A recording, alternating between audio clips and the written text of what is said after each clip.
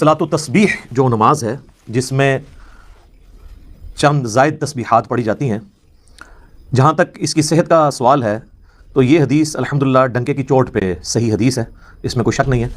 और इस उम्मत में बड़े बड़े जो अहले सुन्नत के आइम्मा हैं उन्होंने इस हदीस की तस्हीह की है, जिनमें टॉप ऑफ लिस्ट इमाम हनीफा रहमहुल्लाह ताला के शागिर्द इमाम अब्दुल्ला इब्ने मुबारक भी शामिल हैं, इमाम मुस्लिम, इमाम अबू दाऊद, इमाम तिरमिज़ी, इमाम हाकिम, इमाम ज़हबी रहमहुमुल्लाह अजमईन। ये वो तमाम पुराने आइम्मा हैं जिन्होंने इस हदीस की सेहत को ठीक कहा है। सलात तस्बीह की शरई हैसियत। बहुत से लोग कहते हैं कि इस्लाम में सलात तस्बीह की कोई हैसियत नहीं है, क्या ये दुरुस्त है? निम्रा बिलाल साहिबा ने सवाल पूछा। देखिए, सलात तस्बीह के बारे में जितनी अहादीस हैं कोई एक भी सही हदीस नहीं है, पहली बात तो ये। दूसरी बात ये कि फ़ुक़हा का उसूल है कि ज़ईफ़ हदीसें जब कसरत से हों तो वो दर्जा हसन तक पहुँच जाती हैं, यानी काबिल कबूल हो जाती हैं। वो इस बेस पे अगरचे सही हदीस एक भी नहीं है, लेकिन कसरत से हदीसें हैं, अगरचे वो ज़ईफ़ हों तो वो मिल के एक क़ुव्वत मिल जाती है उनको। इस बेस पे जमहूर उलमा का यही मज़हब है, यही उनका कौल है, यही उनका फ़तवा है कि सलात व तस्बीह को बिल्कुल कलदम करार दे देना ये दुरुस्त नहीं है। इस नमाज की एक हैसियत है, ये सुन्नत अमल है, क्योंकि ज़ईफ़ रिवायतों की कसरत की बेस पे जो है वो फ़तवा ये दिया जाएगा कि ये नमाज साबित है और वो फजीलत जो इसकी हदीस में आती है वो फजीलत साबित है। मामले में तो अक्ली इस्तेदलाल हो ही नहीं सकता। यहाँ तो हुजूर की निस्बत ही से कोई चीज़ दीन बनेगी, इन रवायात की कोई हकीकत नहीं। यानी अगर आप मुहद्दिसाना नुक्ता नज़र से देखें तो इनका जिक्र भी किसी साहिब इल्म की ज़ुबान पर नहीं आना चाहिए। और किसी दीनी अमल के बारे में ये ख्याल करना कि इसका ये फ़ायदा होता है, इसको फलां फलां लोगों ने इख्तियार किए रखा है, ये बिल्कुल बेमानी इस्तेदलाल है। यहाँ सबसे पहला सवाल उसका इस्बात है। हमारे दीन में ये नहीं है कि हम कोई फ़लसफ़ा बना के पेश कर देंगे।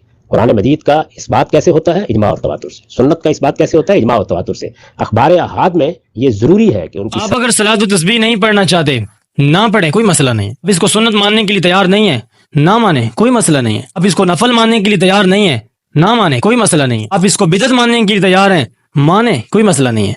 मसला तब बनेगा जिस वक्त आप इसको बिदत मानेंगे और फिर इसको मानने वालों को बिदाती मानेंगे और इसके बाद मुस्लिम की रिवायात, अबू दाऊद की रिवायात और तिरमिज़ी की रिवायात और इब्ने माजा की रिवायात और वाक़यात सुर लगा लगा कर बयान करेंगे। जिस वक्त आपने सलात व तस्बीह को बिदत कह दिया तो फिर इमाम मुस्लिम भी बिदती, इमाम अबू दाऊद भी बिदती, इमाम तिरमिज़ी भी बिदती, इमाम नववी भी बिदती और इमाम इब्ने माजा भी बिदती। फिर इनकी किताबों से आपको कोई हदीस और कोई वाक़या बयान करने की इजाज़त नहीं है, इसलिए कि बिदअती की किताब से कोई वाक़या बयान करना ये तो इंसान के अपने किरदार के मशकूक होने की अलामत है। अब ये देखें कि सलात व तस्बीह की जो हदीस है वो कहाँ कहाँ है। वैसे तो बहुत सारी जगहों पर है, लेकिन मैं 3-4 जगह आपके सामने रखता हूँ जिनकी सनद जो है वो बाकियों के निस्बत दुरुस्त है। इमाम अबू दाऊद ने अपनी किताब बाबू सलात तस्बीह के अंदर इस हदीस को जिक्र किया।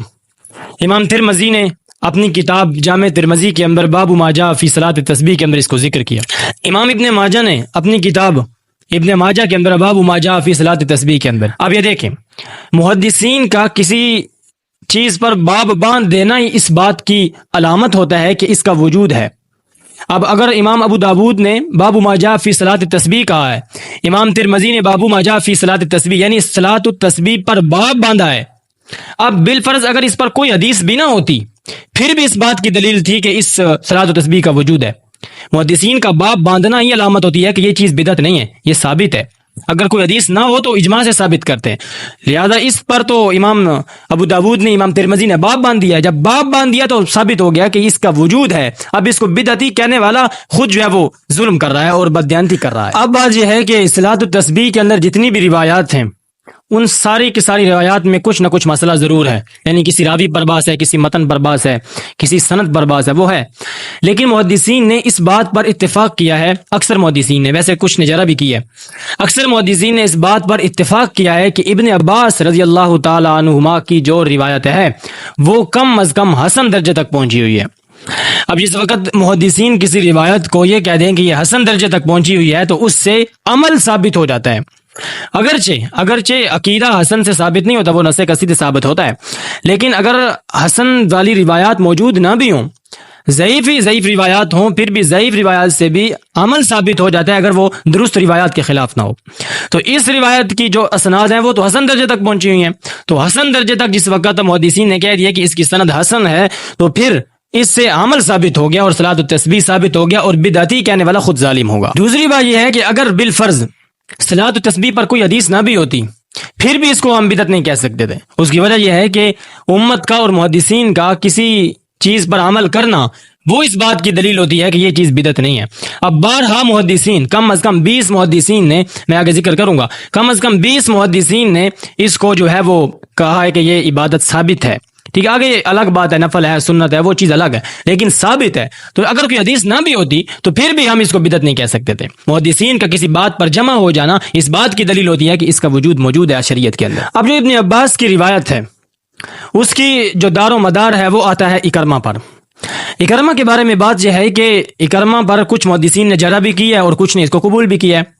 اب جس وقت یہ بات ہوتی ہے کہ کچھ نے قبول کیا اور کچھ نے جرح کیا، تو اس وقت اگر یہ راوی سند کے لحاظ سے کسی عمل پر حدیث ذکر کرتا ہے تو اس کی روایت کو مانا جاتا ہے.